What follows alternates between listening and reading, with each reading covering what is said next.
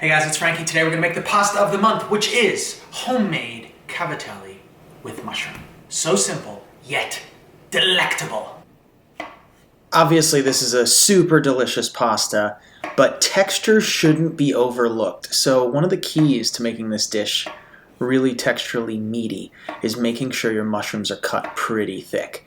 I take the stems off my shiitakes. I find them to be too texturally hard, and I compost them, and this is what a compost bin looks like. It's just a giant Cambro filled with decomposing vegetables. So, meaty cut mushrooms. Great, there they are. Now, I'm sorry I couldn't help myself. All the kids are doing it. So this is semolina flour, high durum wheat. It's got a lot of gluten that it can form, and I just go with a cup, and then I do half a cup of water. I make a little well in the center. And then from there, depending on the humidity where you're at, how finely milled your semolina is, you're gonna probably have to add a little more flour. So the reason I do it in this container is just to contain the mess. Once it comes together as sort of like one entity instead of water and flour, I just pour it out onto my board and start bringing it together. You hear that? That's like the sound of the wetness. Now from here we can dry it out a little. It's going to look sort of weird. Fold it in, push it around, roll it on top of the flour on the board before they become like dried little bits that will not homogenize into the dough. That would be bad. A bench scraper is just like such a great tool to be using here. And then you knead. You've got to knead. So you push down, you rotate 45, you bring it up, you push down, and just do this for a while. And then you can rest it. You don't have to rest it long though. So that was like maybe just a half hour. I stopped using plastic wrap to do this. I find it incredibly wasteful.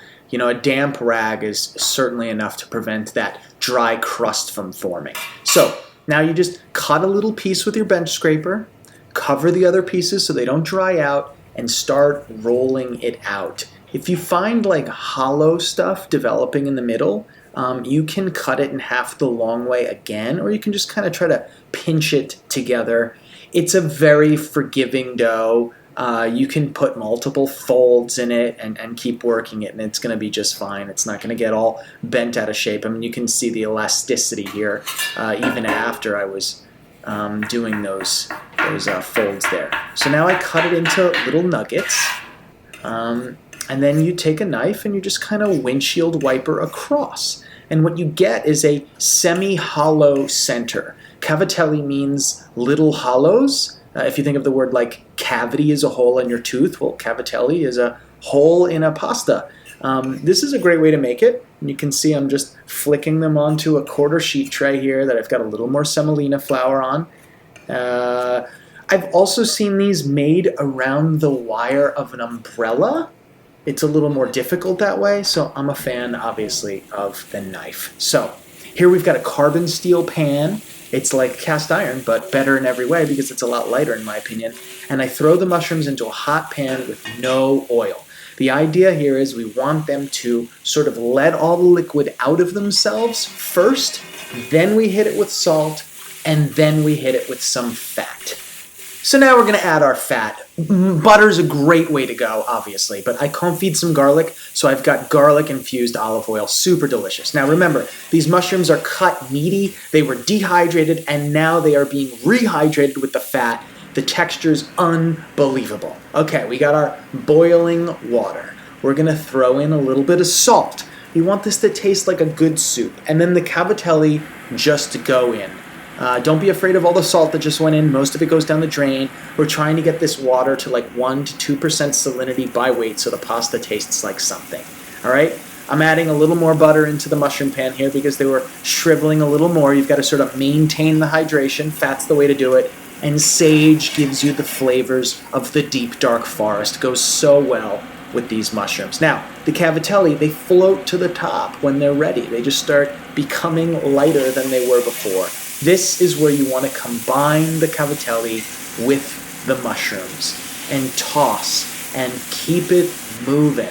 Keep that heat on. We want the rest of the cooking of the pasta to happen here. We want the pasta to absorb the flavors of the mushroom and the fat and the sage and all that good stuff that you put in here. Now you can kill the heat. You always want to kill the heat when you go in with the cheese. It's like super JV to be grating cheese and keeping the heat on.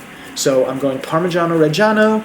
I'm throwing that on there. I'm going to toss it around. I can see that it's looking a little constricted, so I'm going to add a little pasta water, and now you can see how much more velvety it's flowing in the toss. Whoa, that is X-rated right there. And that's it, man. The mushroom cavatelli with sage. The beauty here is twofold. Our twofold, it's the meaty mushrooms. We didn't cut them super duper thin. We kept them thick, and the homemade cavatelli.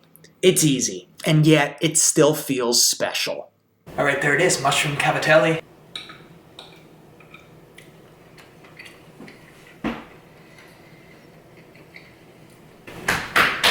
I gotta tell you, cooking the mushrooms like this gives them a meatiness, and they're not oily at all. It's all about dehydrating them first, naked in the pan, and then allowing them to rehydrate with the fat of your choice. There's really only one thing I'm missing.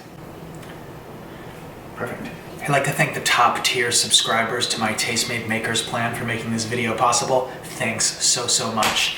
I've got some links in the description below of where you can get this recipe and also to some great products. So I'll see you next time. Thanks for watching Pasta of the Month.